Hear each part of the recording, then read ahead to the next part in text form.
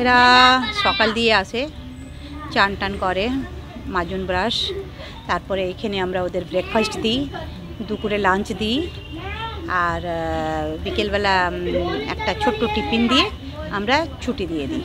সকাল মানে 10টা দিয়ে নিয়ে বিকেল 5টা অবধি আমরা এই সেন্টারটা চালাই।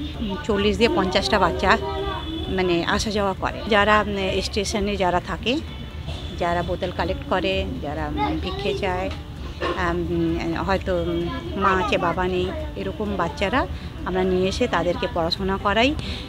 একদম ফুললি কমপ্লিট পড়াশোনাটা আমরা করাই।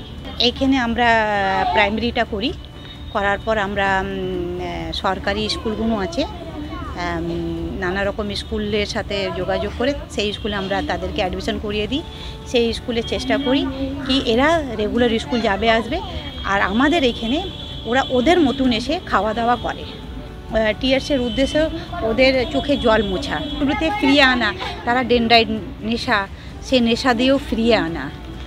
ওরা জানে না কি আমাদের লাইফটা মানে কি, আমাদের লাইফে কি করা দরকার, ওদের রাস্তাটা পথটা দেখিয়ে দেওয়া টিয়ার্সের কাজ।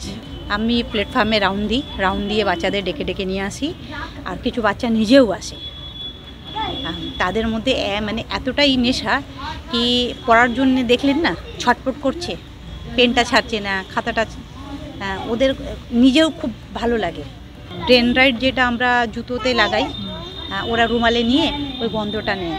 এখন অনেকটা কিন্তু এই নেশাটা দিয়ে অনেক বাচ্চা আমার বেরিয়ে গেছে।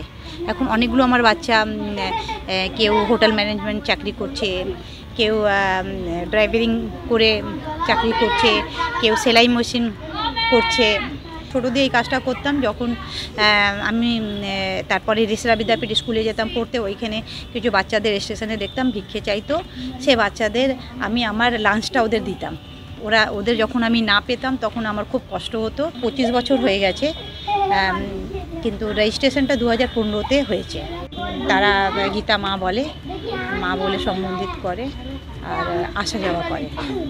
এমনও হয়েছে তাদের বিয়ে হয়ে গেছে, বাচ্চা হয়ে গেছে, বাচ্চাদের নিয়েও এসে এখানে ওরা জন্মদিন করেছে নিজের বাচ্চার।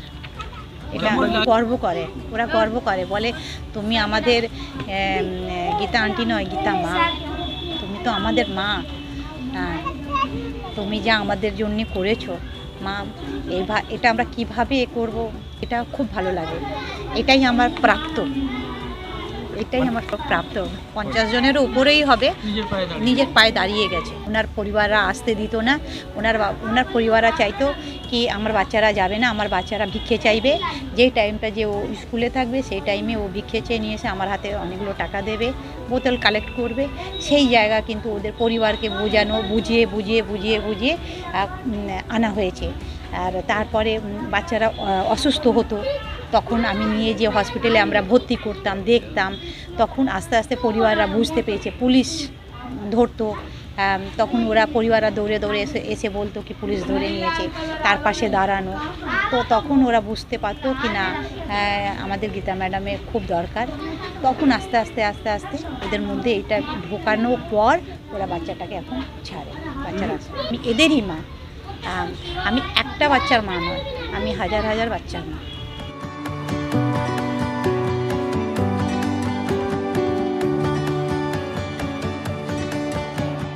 ফলো করুন সংবাদ প্রতিদিন ডিজিটাল।